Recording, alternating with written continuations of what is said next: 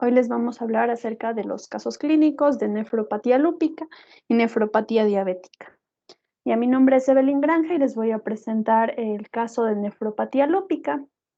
Entonces, tenemos una paciente joven de 21 años que nació y reside en la ciudad de Quito. En cuanto a alergias, no refiere. En cuanto a los antecedentes patológicos personales, refiere estar tomando ganciclovir para citomegalovirus. Antecedentes patológicos personales, refiere que su hermana fue diagnosticada con lupus eritematoso sistémico. Entonces, esta paciente llega a la consulta por un dolor abdominal intenso, difuso, que se presentó hace aproximadamente 6 horas y es acompañado con un cuadro de diarrea líquida, náuseas y vómitos. Y además también refiere que tiene dificultad para la micción y que su orina es de color rosa. Entonces, al examen físico, esta paciente presenta adenopatías cervicales. A nivel de las mucosas se encuentran deshidratadas, también encontramos lesiones costrosas en los labios. A la palpación superficial, el abdomen se encuentra doloroso, también no hay presencia de masas ni ninguna megalia. En los signos vitales, la presión arterial es de 140/90, es un valor elevado. Cuanto a la frecuencia cardíaca, de 70, y la frecuencia respiratoria 12, la temperatura normal, su estatura de 1,70 y su peso de 70 kilogramos. Es muy importante recordar este valor de la presión arterial, ya que después este es un criterio para tomar en cuenta en el diagnóstico de la paciente. Entonces se le realizó algunos estudios analíticos de laboratorio para evaluar la función renal, hepática, hematológica y también un examen elemental de orina, en el caso de la función renal, la creatinina nos dio un valor de 1,9, que nos traduce una alteración de la función renal. En cuanto a las enzimas hepáticas, como la alanino-aminotransferasa, la aspartato-aminotransferasa y la deshidrogenasa láctica, se encuentran elevadas. En el examen hematológico, la paciente presenta leucopenia con 3.000 leucocitos y trombopenia con 90.000 plaquetas. En el examen microscópico de orina, la paciente tiene hematuria leve, también proteinuria de 3,5 gramos por decilitro y también hay presencia de cilindros granulosos y células renales. Al examen serológico dio positivo igual para el virus de citomegalovirus. Entonces a esta paciente se le decide ingresar para seguir en monitoreo y determinar un diagnóstico, por lo que en su evolución esta paciente permanece afebril con un mal estado general, así también presenta hemorragia conjuntival bilateral, sigue con las náuseas, pero ya no llega a los vómitos. Al día siguiente, la paciente presenta una erupción eritematosa de color violácea rosada a nivel de la nariz y la zona malar, que tiene una disposición de alas de mariposa. Este signo es muy característico de una enfermedad que a la primera nos hace pensar de un lupus eritematoso sistémico. Entonces, en esta paciente, debido a que presenta este signo clínico, también algunas citopenias, se sospecha de lupus eritematoso, por lo que se le decide realizar algunos estudios autoinmunes,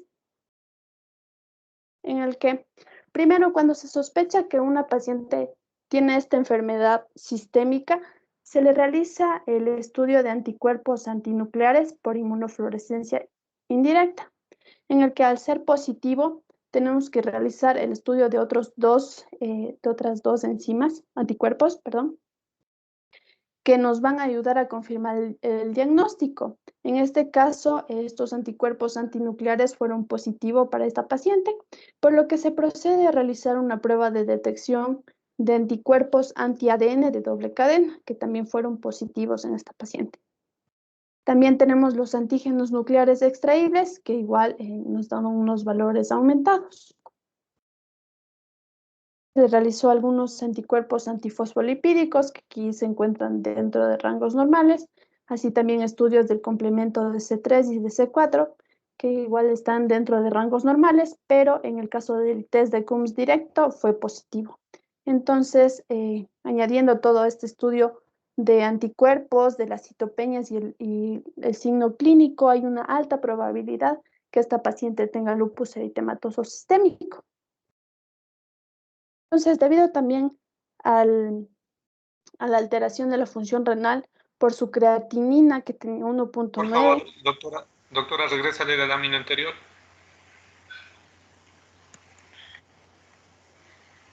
Ahí. No, la anterior.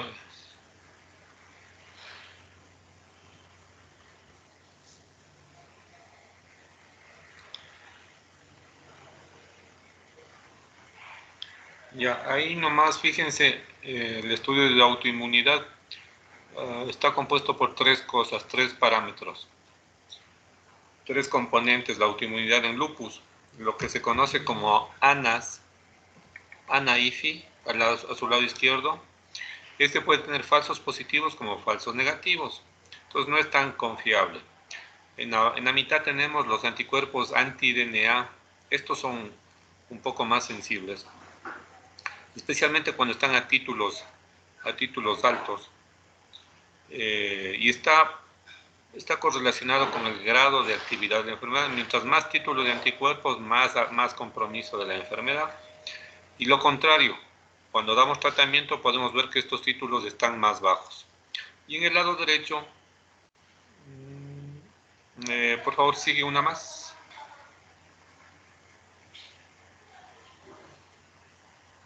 Ya. Y en el lado derecho, donde dice otros estudios, estos anticuerpos antifosfolipídicos no es muy común utilizarlos. Se los usa solamente cuando el paciente tiene antecedentes de trombosis pulmonar, trombosis de extremidades, trombosis de diferentes órganos. Ahí pedimos estos antifosfolipídicos. Y en el lado derecho ven lo que dice complemento C3, C4.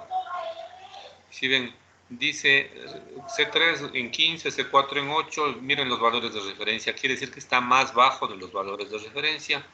Eso implica que el sistema de complemento se ha activado, se ha potenciado y empezado a utilizarse. ¿Se acuerdan ustedes del complejo de ataque de membrana, la opsonización del celular? Todo eso se ha activado y ha habido destrucción de las células propias con blancos de sus propias células. Entonces hubo consumo de complemento. Eso se llama, acuérdense en esto siempre, eso se llama consumo de complemento. Entonces decimos, esta paciente tiene criterios de lupus, criterios clínicos por dolor articular, tiene proteinuria, tiene anemia, tiene lesiones purpúricas, y aparte de eso tiene consumo de complemento, entonces muy seguramente tiene lupus o nefritis lúpica. Sí, sigamos, por favor. Ya, entonces, ante la gran sospecha de que esta paciente tenga una nefritis lúpica, se le decide realizar una biopsia renal, en el que es importante clasificar en qué estadio está la paciente, ya que tenemos 6 tipos de nefropatía lúpica. En este caso podemos ver en estas imágenes que hay un gran depósito inmune a nivel subendotelial y que hay compromiso de más del 50% de los glomérulos. Este es un criterio importante para poder clasificar a la paciente. Como podemos observar aquí, las flechas señalan estos depósitos que están altamente teñidos con hematoxilina eosina. Entonces, como diagnóstico definitivo, debido a la clínica, que es este eritema en forma de mariposa, también el criterio que tenían las citopeñas, la positividad para los autoanticuerpos, podemos dar un diagnóstico definitivo para lupus eritematoso sistémico. En este caso, de la paciente es de tipo 4, que es global o difuso. Aquí podemos observar las 6 clases de nefropatía lúpica, en el cual la clase tipo 1 hay una afectación mesangial mínima. En la clase tipo 2 hay proliferación a nivel del mensajio. En la clase tipo 3 hay proliferación, pero es focal y segmentaria y no afecta más del 50% del glomérulo.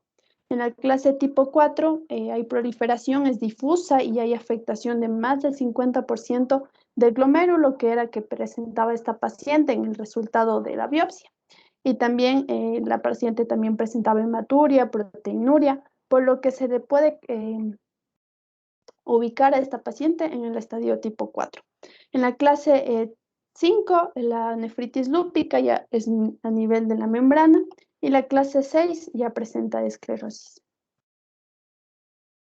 Entonces, gracias a todos los criterios, se le ha dado Evelyn, finalmente este diagnóstico. ¿Sí? Evelyn, regresa del anterior.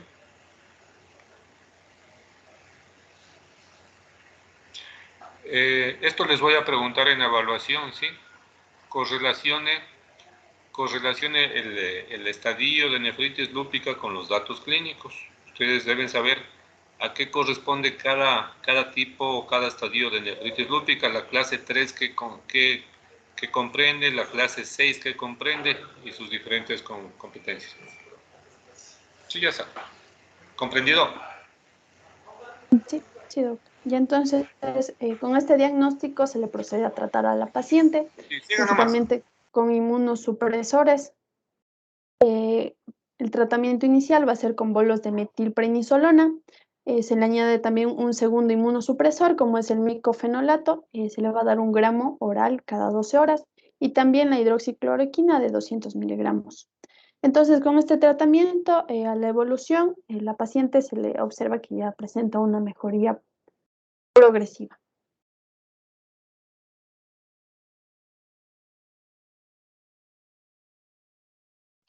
Ok, sí se me escucha bien. Bueno, les voy a hablar sobre lo que es nefropatía diabética. En este caso, mi nombre es José Quispe. Síguele, por favor. Bueno, tenemos una paciente femenina de 53 años de edad, ama de casa, católica, soltera, que procede de Ambato, no refiere alergias. Respecto a sus antecedentes patológicos personales, la paciente tiene diabetes mellitus tipo 2, pero afirma que su glucemia no está controlada y además no ha visto a su endocrinólogo desde hace unos 2 años. Además de que el uso de, dice que utiliza glibenclamida para su diabetes. Niega el uso de bebidas alcohólicas, también de fumar, no utiliza drogas ilegales, vive con lo que es sus 2 hijos y niega también que haya tenido viajes recientes y contacto con animales o personas que hayan estado infectados. Y por último, respecto a antecedentes patológicos familiares, no refiere a alguno. Síguelo, por favor.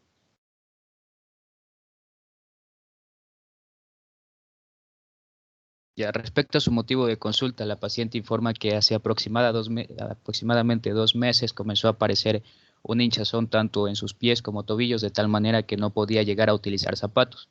Como enfermedad actual, presenta estos edemas en la región de los tobillos y los pies y dice que para este problema comenzó a automedicarse utilizando lo que es un diurético, pero no recuerda el nombre del medicamento ni la dosis y también afirma que este diurético durante el tratamiento, durante el tiempo que lo utilizó como tratamiento, sí le ayudó a mejorar.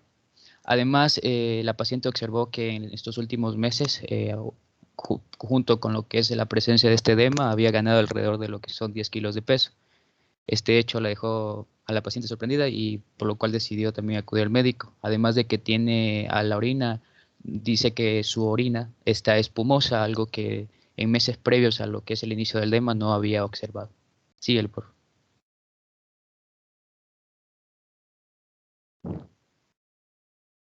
Respecto al examen físico, el estado general de la paciente es un estado bueno, está hidratada, está cianótica, nictérica, afebril, pero respecto al color de su piel está un poco descolorida, teniendo una cruz sobre 4. Además, lo que se refiere a signos vitales, el paciente lo que hay que ponerse a pensar es esto de la presión arterial, ya que está en 149,77 milímetros de mercurio, lo que nos indica que tenemos una hipertensión en etapa 1. No tiene fiebre, la frecuencia respiratoria y frecuencia cardíaca están dentro de los valores normales, tiene una talla de 1,70 y un peso de 90 kilogramos. El IMC nos indica que la paciente tiene un leve sobrepeso. Síguele, por favor. Entonces se decide hacer el examen físico, al examinar lo que es cabeza y cuello, la paciente no tiene adenomegalias, pero sí se observa un gran edema periorbitario con una puntuación de 3 cruces sobre 4. En lo que son las extremidades, la paciente, su tiempo de llenado capilar es de 3 segundos, está elevado, además de que hay un edema a nivel del tobillo, también con una calificación de 3 cruces sobre 4. Se analiza sistema respiratorio, cardiovascular y abdominal y todo se encuentra dentro de normal. Síguele, por favor. Y entonces se plantean tres sospechas diagnósticas debido a que primero la paciente nos refiere a esta diabetes que no está controlada. Se tiene como primera sospecha lo que es una nefropatía diabética, ya que está correlacionada con esta hiperglucemia no controlada. Segundo, la sospecha 2 se corresponde a una glomerulosclerosis focal y segmentaria y como sospecha 3 una nefropatía membranosa, por lo que se decide hacer exámenes de laboratorio. Síguele, por favor. Se hace una prueba de tira reactiva o un examen de orina y también se hace lo que es una fundoscopía. Esta primera prueba de tira reactiva nos indica que la paciente tiene, bueno, esta es una prueba semicuantitativa en la que se mide lo que es albúmina respecto a proteínas, sin detectar proteínas de cadena ligera y también se va a representar por cruces.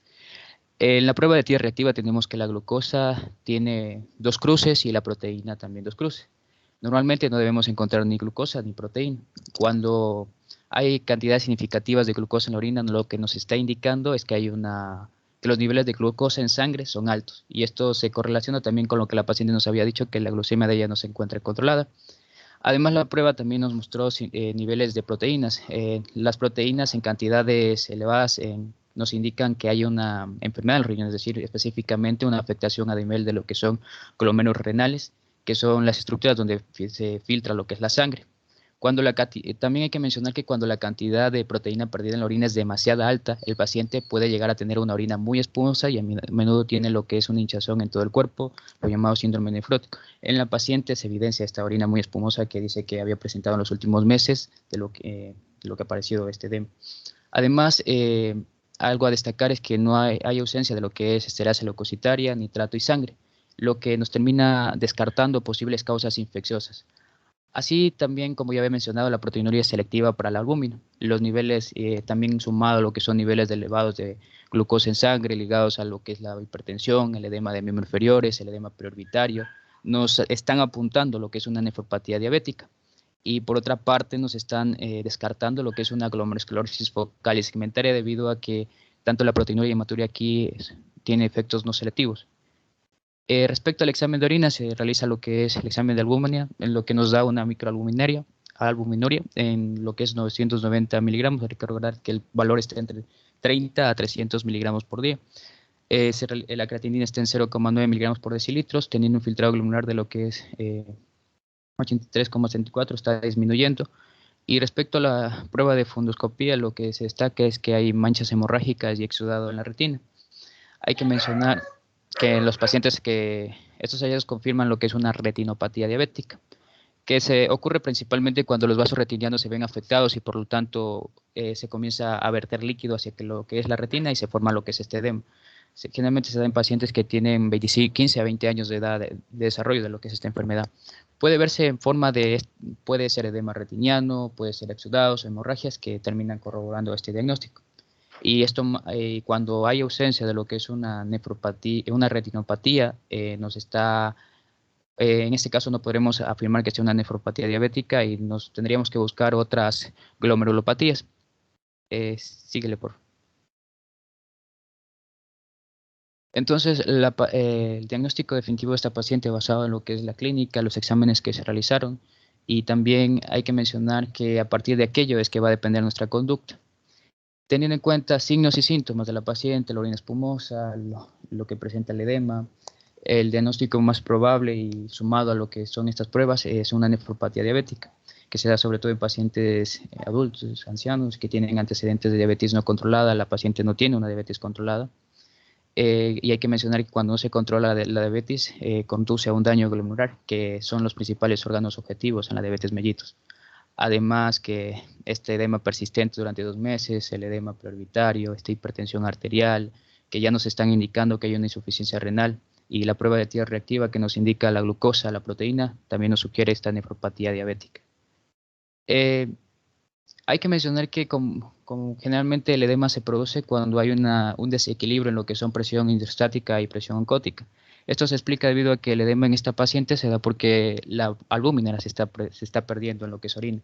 Y es la principal, hay que recordar que esta proteína es la principal responsable en lo que es este equilibrio de presiones, tanto oncótica en este caso, y para que no haya edema. Entonces, ¿por qué se descartan las otras dos enfermedades? Primero, porque cuando hay glomerulosclerosis focal y segmentaria, que es una de las principales causas de síndrome nefrótico en adultos y también que cursa con hipertensión, edema de miembros inferiores y preorbitario. Pero este tiene un inicio agudo o subagudo. En nuestro caso comienza hace 2 meses, pero progresa con proteinuria y hematuria. Pero aquí no son selectivas, cosa que sí es selectiva en este caso la proteinuria y hematuria no se encontró. Y respecto a la otra patología que se había planteado, la nefropatía membranosa, esta tiene un curso lentamente progresivo y es bastante común entre personas entre 30 a 60 años y nuestra paciente tenía 53. También se plantea que hay curso de edema de miembros inferiores, también cursa con edema de miembros inferiores y también en la región periorbitaria. Sin embargo, aquí la hipertensión va a ser durante toda la enfermedad va a ser variable y la proteinuria es no selectiva y la hematuria es microscópica. Entonces, en este caso, no, por eso también se la descarta. Síguele, por favor, nada más.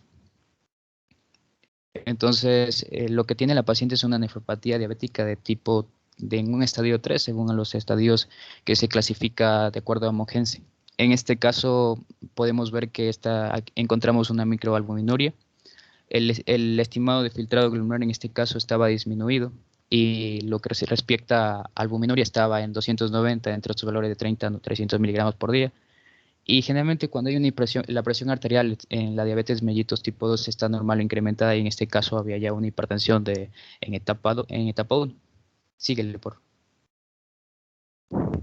Entonces ya planteando que nuestra paciente tiene lo que es una nefropatía diabética en estadio 3, hay que mencionar que el control de esto va a estar basado en 3 medidas fundamentales. Primero, el control de la glucemia, que como vimos es la que termina afectando los órganos blancos, en este caso el riñón. Luego hay el bloqueo farmacológico del sistema renina-angiotensina y el control de lo que es la presión arterial.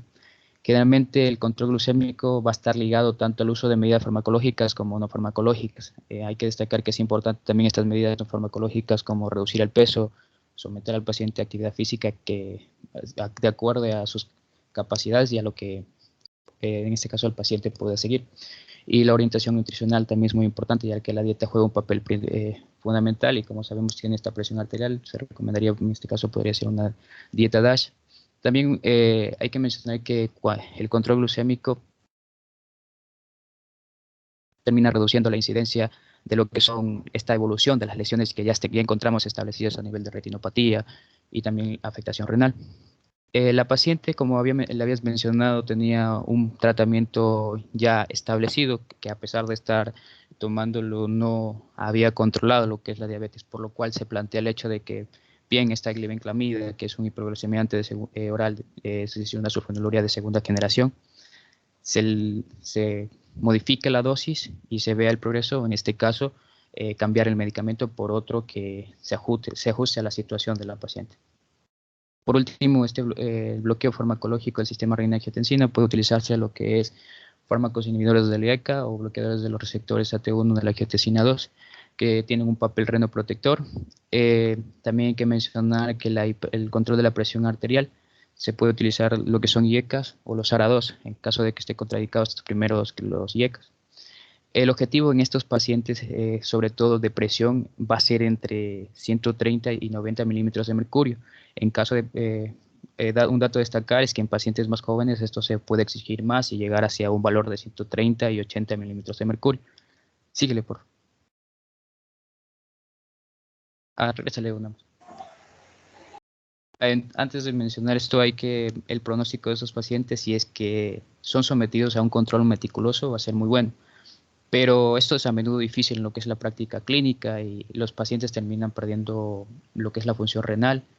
E inclusive esta hipertensión en etapa 1 termina acelerando la lesión en caso de no controlarla. Puede sumarse a esto enfermedades ateroscleróticas sistémicas y que terminan aumentando lo que es la mortalidad. Por eso estas 3 pautas importantes de controlarlas a tiempo para que no haya una evolución. En este caso podría avanzar al tipo 4, al tipo 5 y agravarse definitivamente la situación. José Luis, no te escuchamos bien. ¿Podrías hablar un poco más fuerte o solo yo creo que no te...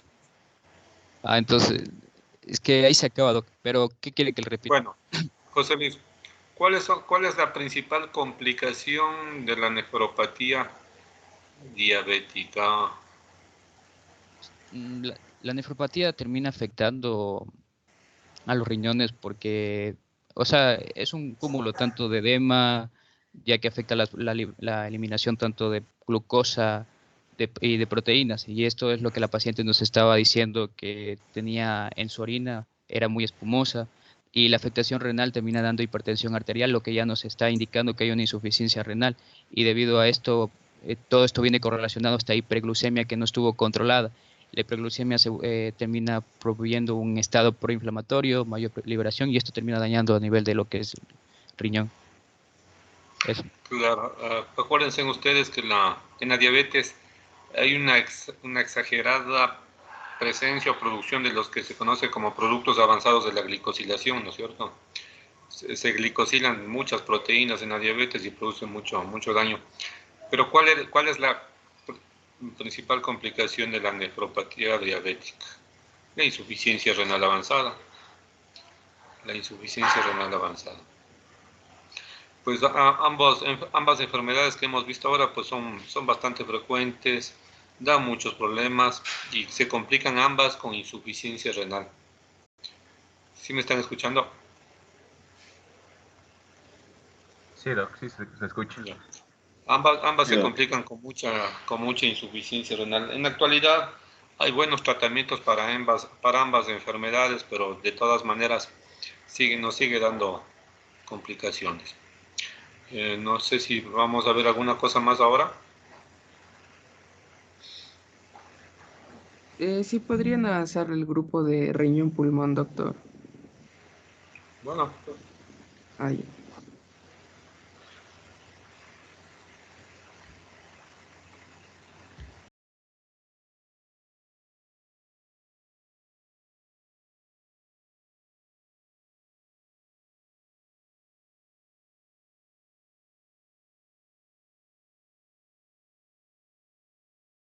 Ya. Buenos días, doctor. Buenos días, compañeros. Ahora nosotros les vamos a hablar acerca del síndrome riñón-pulmón.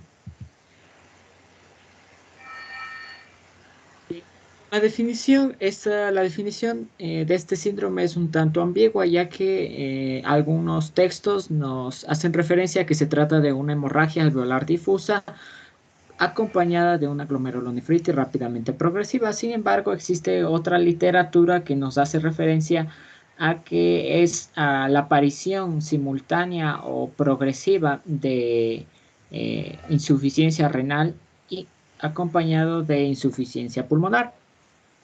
Esta es una urgencia diagnóstica y terapéutica, ya que debe ser tratada y diagnosticada con relativa rapidez, ya que esta puede progresar. La progresión es rápida y esto puede comprometer la salud de estos órganos que son muy importantes para la morbilidad y mortalidad del paciente. Este generalmente se trata de un trastorno autoinmunitario y el diagnóstico es dado por pruebas serológicas y en algunos casos por biopsia pulmonar y renal. Con respecto a la etiología, vemos que este es un síndrome que tiene múltiples causas que van desde la vasculitis asociada a anticuerpos anticitoplasma de neutrófilos, también conocido como ANCA, que es la etiología más frecuente con el 60 o el 80%, que es una vasculitis que se divide en tres patologías: la granulomatosis con poliangeitis o granulomatosis de Wegener, que es la más común. También tenemos la poliangeitis microscópica y la granulomatosis eosinofílica con poliangeitis.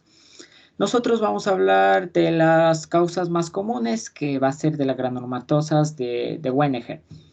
Otra causa muy común es la enfermedad antimembrana basal glomerular o también enfermedad de Goodbuster, que se encuentra del 20 al 40%. Y otras patologías que ya hablamos en anteriores clases, como el lupus o vasculitis por IgA o crioglobulinemia mixta, al igual que una vasculitis reumatoide. Con respecto a la etiología, también tenemos fármacos que pueden generar este síndrome, que son la penicilamina, la hidrasila, al igual que el propiltiuracilo. Dentro de las causas infecciosas tenemos neumonía bacteriana grave, que puede progresar o puede diseminarse a una septicemia, y puede provocar también una glomerulonefritis postinfecciosa. También tenemos el fallo multiorgánico con un síndrome de dificultad respiratoria y lesión renal aguda. Y entre otros vamos a tener el envenenamiento por paraquat, al igual que la trombosis tanto de una vena renal como de una vena cava inferior, que esto va a provocar una embolia pulmonar. En la epidemiología vamos a hablar de las dos más importantes causas, que era el ANCA, que son los anticuerpos anticitoplasma de los neutrófilos. Este se da generalmente de 10 a 20 sujetos por millón. Afecta ligeramente más a hombres que mujeres, en 1.5 a 1. Y son inusuales en la infancia. ¿Por qué son inusuales en la infancia? Porque estos son trastornos inmunitarios. Y recordemos que la inmunidad va variando en la edad, va variando en el embarazo, y generalmente se presenta en los adultos, y la incidencia máxima está entre los 65 y los 74 años de edad, con 6 casos cada 100.000 habitantes.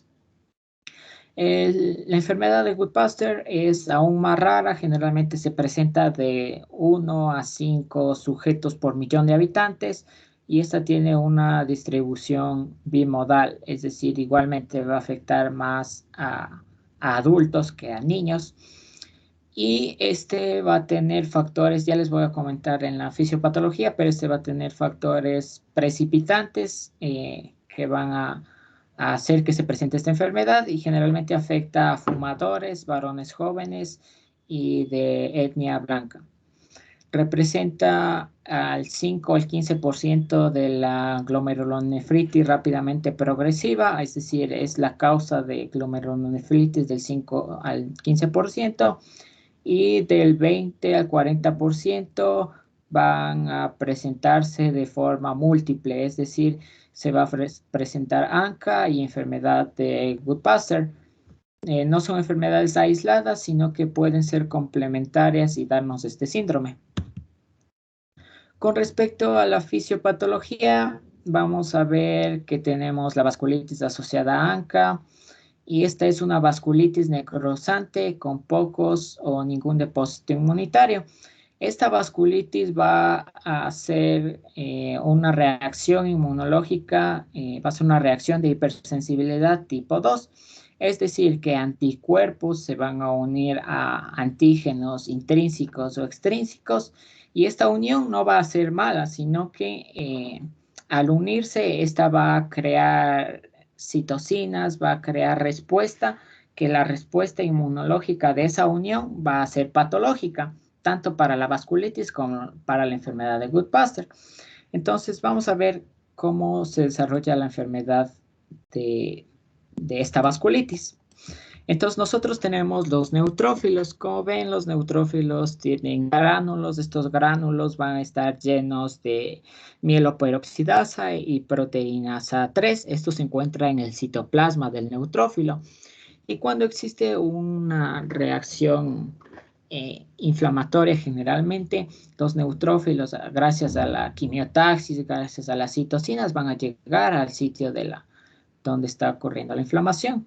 Entonces llegan los neutrófilos y los anticuerpos previamente que ya se han producido. Estos son anticuerpos ANCA que van a reaccionar con los antígenos que se encuentran en el neutrófilo. Van a reaccionar según los anticuerpos, como vemos aquí. Y lo que van a hacer es que se activen los neutrófilos. Una vez que se activan los neutrófilos, estos van a liberar citocinas proinflamatorias, quimiosinas, interleucinas, interferón. Y esto va a hacer que se active el sistema inmunológico mediado por células, que ya vamos a ver a continuación. Pero una vez que se ha activado el neutrófilo, también se activa el complemento que exalta la respuesta inmunológica aún más, haciendo que se degranulen estos neutrófilos y produzcan estas citocinas, estas interleucinas, que son muy dañinas para el endotelio que se encuentra alrededor. Entonces, una vez que se activaron los neutrófilos, va a comenzar el proceso inmunitario y va a afectar al endotelio que se encuentra alrededor.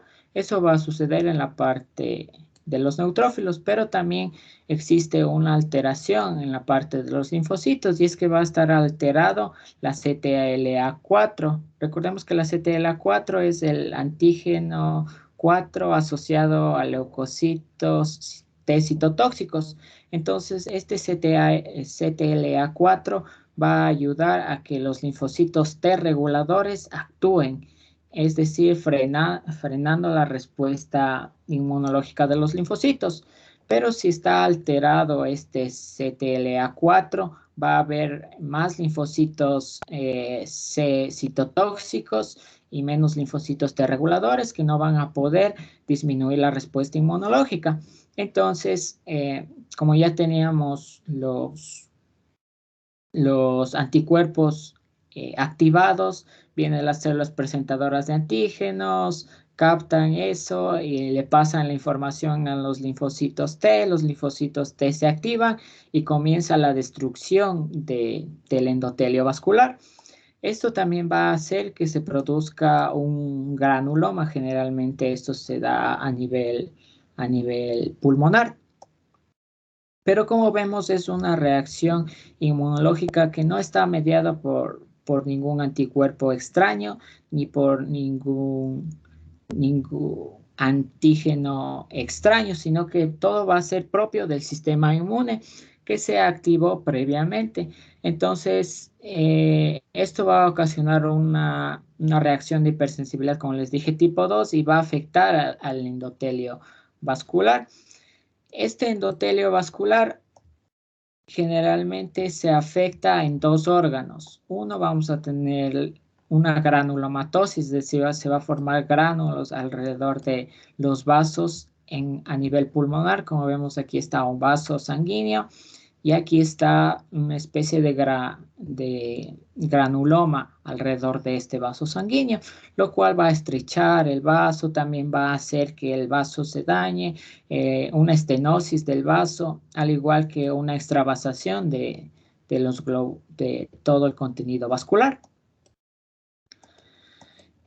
Con respecto al riñón, va a producir una glomerulonefritis extracapilar tipo 3. Esta va a ser una glomerulonefritis donde no va a haber depósitos de inmunoglobulina a nivel basal, sino que este va a producir una afectación a nivel vascular, se reduce la irrigación sanguínea a nivel del glomérulo, al igual que existe alteración vascular que va a hacer que se dé un depósito, una presencia de inmunoglobulinas afectando al glomérulo, haciendo que se dé las reacciones de proliferación, reacciones de compensación a nivel del glomérulo, provocando, como ven, aquí está una semiluna a nivel de este glomérulo, que es la proliferación principalmente de células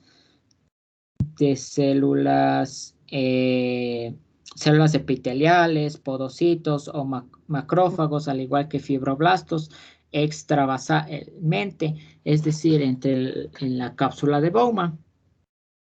Al igual que va a producir, como les dije, necrosis por esta falta de vascularización. Patricio. Sí, doctor. Patricio, por favor, vamos a quedarnos ahí. Voy a ver un pacientito.